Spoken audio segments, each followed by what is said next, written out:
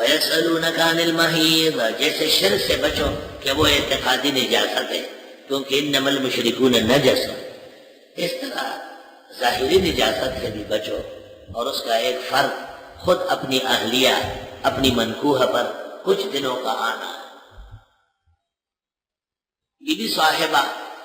ام المومنین عائشہ کو اور پھر حفصہ کو احکام حج میں حیض آیا، وہ بہت غمگین تھی، کیونکہ طواف نہیں کر سکتی ہے، کیونکہ طواف مسجد حرام میں جا کے کرنا ہے۔ بخاری شریف میں حضرت نے تسلی دی اور فرمایا امر کتبہ اللہ علی بنات آدم، یہ تو آدم علیہ السلام کی بیٹیاں اور عورتیں جو ان سے پیدا ہے ان کے لیے اللہ نے لکھ دیا ہے، اور یہ تو پیش آتا رہے گا، اس میں اللہ کی حکمت ہے۔ جب یہ بند ہو جائے اور طہر کے دن شروع ہو جائے اور خاوند بیوی سے ملاقات کر لے تو اور علوق ہو جائے، بچہ جم جائے، تو اس کی علامت یہ ہے کہ حیض بند ہو جائے گی اور یہ جنین کا خوراک بنے گا۔ اور جس عورت کی ماہواری نہیں آتی وہ کبھی بھی حاملہ نہیں ہوگی، کبھی بھی حاملہ نہیں ہوگی۔ حکیم یا ڈاکٹر جب سنتا ہے کہ اس عورت کا بچہ نہیں ہو رہا تو وہ فوراً ماہواری پوچھتا ہے، اور ضرور اس طرح عورت کے ماہواری میں فرق ہوتا ہے۔ جب تک ماہواری ٹھکانے پر نہ ہو جیسے ہونا چاہیے، اس وقت تک حاشا و کلا کی کسی خاتون کا بچہ ہو جائے۔ تو امر کتبہ اللہ علی بنات آدم، ان فوائد کے باوجود جن دنوں میں خاتون کی ماہواری ہو ان دنوں میں نہ وہ قرآن پڑھے گی، نہ نماز پڑھے گی، نہ روزہ رکھ سکے گی، نہ مسجد میں جا سکے گی، حتیٰ کہ حج میں یا عمرے میں حرم سے دور رہے گی، باقی کے دنوں کا انتظار کرے گی۔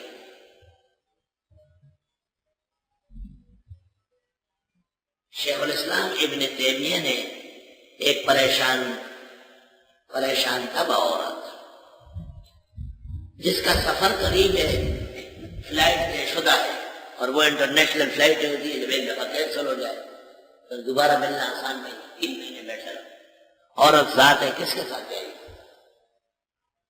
قدیم زمانے میں شیخ الاسلام کے زمانے میں دقت گرانی ان کو بتائی گئی، تو شیخ الاسلام نے ایک ہیلے کیا ہے، صرف ہمارے زمانے کے شیخ الاسلام نے نہیں،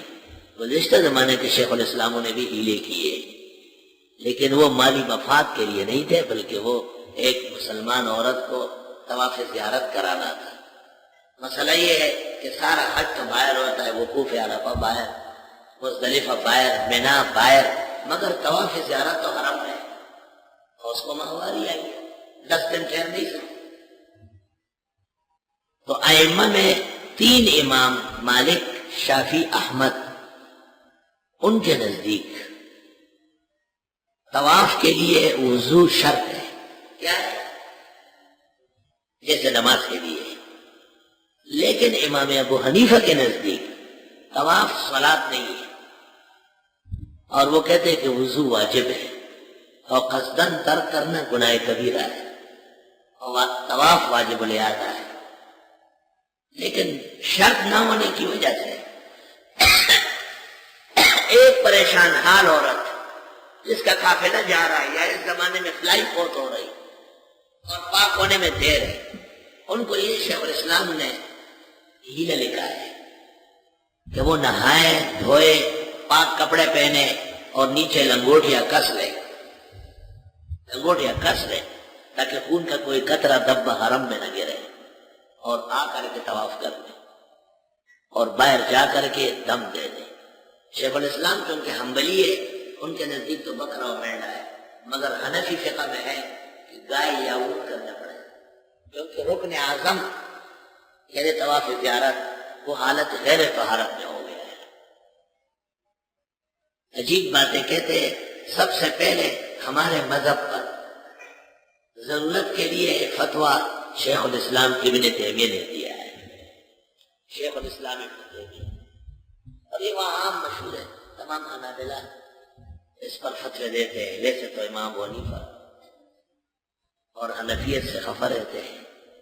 وَإِذَا تَكُونُ كَرِيهَةٌ اُدْعَىٰ لَهَا وَإِذَا يُحَاسُ الْحِيسُ يُدْعَىٰ جُنْدُهُ۔